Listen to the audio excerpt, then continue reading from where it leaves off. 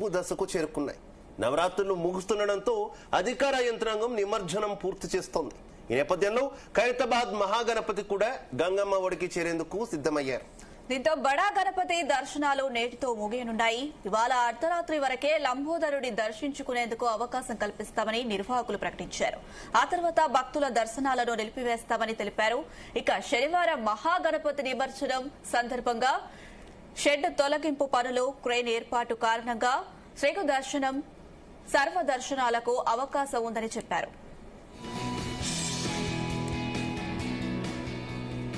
ఈ మేరకు భక్తులు, నిర్వాహకులు పోలీసులకు సహకరించాలని కోరారు. ఇదిలా ఉంటే ఖైరతాబాద్ పాత సైఫాబాద్ పిఎస్ ఇక్బాల్ మినార్, తెలుగు తల్లి ఫ్లైఓవర్, అంబేద్కర్ విగ్రహం మీదుగా గణనాథుడు ట్యాంక్ బండ్ కు చేరుకునున్నాడు.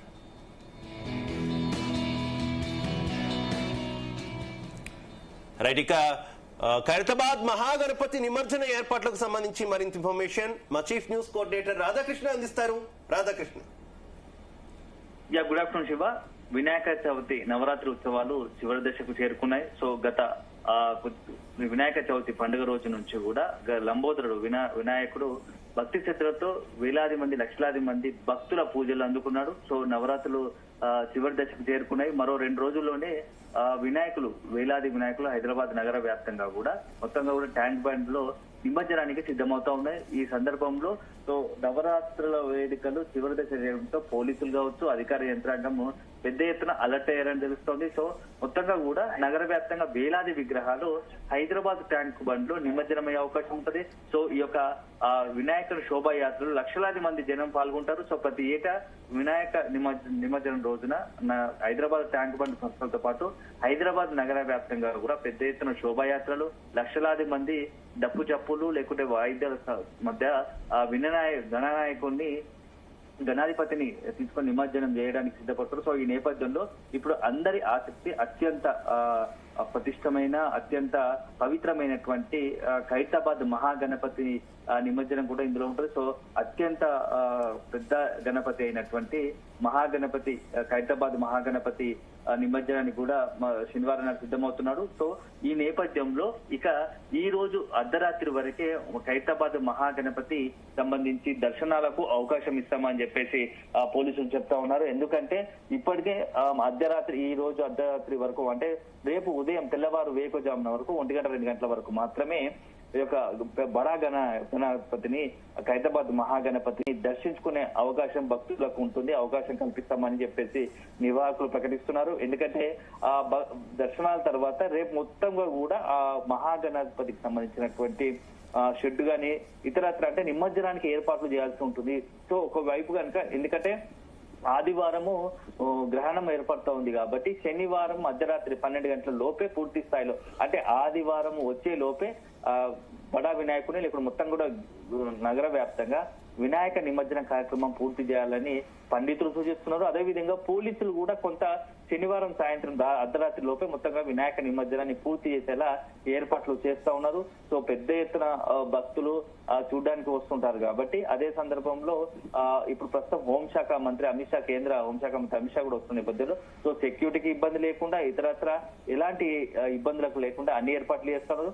అందులో గణపతి అయినటువంటి ఖైరతాబాద్ మహాగణపతికి సంబంధించి కూడా నిమజ్జనానికి రేపటి ఉదయం నుంచే ఏర్పాట్లు చకచక జరిగిపోతాయి. సో ఈ నేపథ్యంలో ఎవరు ఒకవేళ మహాగణపతి దర్శించుకోవాలనుకున్నా ఈ రోజుకు మాత్రమే అనుమతి ఉంటుంది. ఈ రోజు అర్ధరాత్రి వరకే అవకాశం ఉంటుంది కాబట్టి రేపు వచ్చి అక్కడికి దర్శనం కోసం వచ్చి ఇబ్బంది పడకూడదు అని చెప్పేసి కూడా కొంత నిర్వాహకులు సూచిస్తున్నారు. ఎందుకంటే మహాగణపతికి సంబంధించినటువంటి ఈసారి 69 అడుగుల మహాగణపతిని పెట్టారు. సో ఆ నేపథ్యంలో అక్కడ ఉన్నటువంటి షెడ్డును అవన్నీ కూడా తీయాల్సి ఉంటది కాబట్టి ఈ నేపథ్యంలో క్రేన్లు ఇతరత్ర అంతా నిమజ్జన ఏర్పాటు చేయాల్సి ఉంటుంది కాబట్టి ఇబ్బందులు కలగకుండా, అంటే నిమజ్జన ఏర్పాట్లకు ఎలాంటి అవాంతరాలు కలగకుండా ఉండాలనే ఉద్దేశంతో శీఘ్ర దర్శనం, సర్వదర్శనాలకు అవకాశం ఉండదు, నిలిపివేస్తున్నామని చెప్పేసి కూడా తెలిపారు. సో భక్తులు ఎవరైనా రావాలనుకున్న వాళ్ళు ఈ రోజు పరిమితం తప్ప రేపు వచ్చి అనవసరంగా ఇబ్బంది పడవద్దు అనేది ఇప్పటికే అక్కడ చెప్తూ వస్తున్నారు. సో ఈ నేపథ్యంలో ఇక నెక్స్ట్ మరొక అంశం ఏంటంటే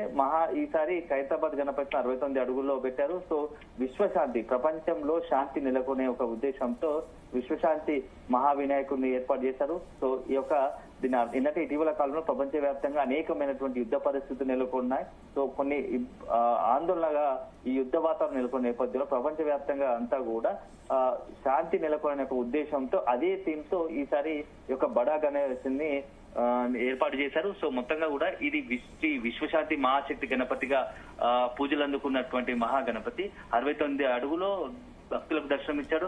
నిత్యం వేలాది మంది వినాయక పండుగ రోజు నుంచి, వినాయక చవితి రోజు నుంచే వచ్చి మహాగణపతిని దర్శించుకున్నారు, పూజలు అందించారు భక్తి శ్రద్ధతో. ప్రతి ఎంతో మంది మహాగణపతి శోభాయాత్ర ఏ మార్గంలో కొనసాగనుంది, దానికి తగ్గట్టు అన్ని డిపార్ట్మెంట్స్ అధికారులు కూడా సమన్వయం చేసుకున్న పరిస్థితి ఉందా? ఎంత సమయంలోపు నిమజ్జనం పూర్తి చేయాలని అధికారులు అలాగే ఉత్సవ కమిటీ కూడా భావిస్తున్నటువంటి పరిస్థితి?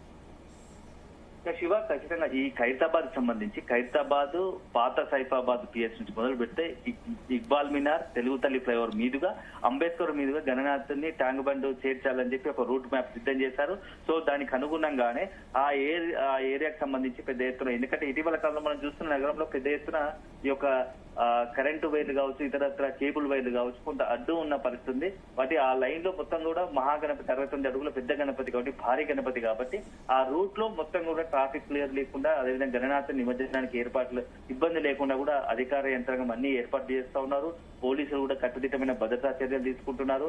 అదే సందర్భంలో ఎందుకంటే కొంత హోంశాఖ మంత్రి అమిత్ షా కూడా వస్తున్న నేపథ్యంలో హై అలర్ట్, సెక్యూరిటీ పరంగా కూడా హై అలర్ట్ ప్రకటించారు. పెద్ద ఎత్తున పోలీసులు కూడా జిల్లాల నుంచి, తెలంగాణ జిల్లాల నుంచి కూడా పోలీసులను హైదరాబాద్ కు నిమజ్జనాని కోసం ప్రత్యేకంగా బందోబస్తుకు తీసుకొస్తున్నారు. సో భక్తులకు కావచ్చు, అదేవిధంగా శోభయాత్రలో పాల్గొనే వారికి, వినాయక నిమజ్జనానికి ఎవరికి కూడా ఇబ్బంది లేకుండా అన్ని చర్యలు తీసుకుంటున్నామని చెప్పేసి ప్రభుత్వ వర్గాలు చెప్తున్నాయి, పోలీసు వర్గాలు చెప్తున్నాయి. సో ఏదేమైనా ఒకటి ఏంటంటే ఈ రోజు అర్ధరాత్రితోనే మహాగణాధిపతిని దర్శించుకునే అవకాశం ఉంది.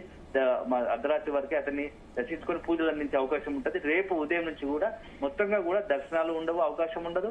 అదే సందర్భంలో నిమజ్జనానికి ఏర్పాటు జరుగుతాయి కాబట్టి అక్కడికి వచ్చి ఇబ్బంది పడవద్దు అని చెప్పేసి కూడా ముందస్తుగానే నిర్వాహకులు చెప్తా ఉన్నారు. సో కొంత ఈ విషయం ఖచ్చితంగా అందరూ దృష్టిలో పెట్టుకొని మహాగణపతిని ఒకవేళ దర్శించుకోవాలనుకుంటే ఈ రోజు మాత్రమే దర్శించుకోండి, ఈ రోజు అర్ధరాత్రి వరకే దర్శించుకోవాలని చెప్పేసి నిర్వాహకులు పదే చెప్తున్నారు. సో దృష్టిలో పెట్టుకొని ఇక నెక్స్ట్ భక్తులు కూడా ఆ వైపు ఫాలో అయితే బాగుంటుందని చెప్పేసి నిర్వాహకులు చెప్తున్నారు. దీంతో పాటుగా నిమజ్జనానికి వెంటనే అన్ని ఏర్పాట్లు జరుగుతూ ఉన్నాయి.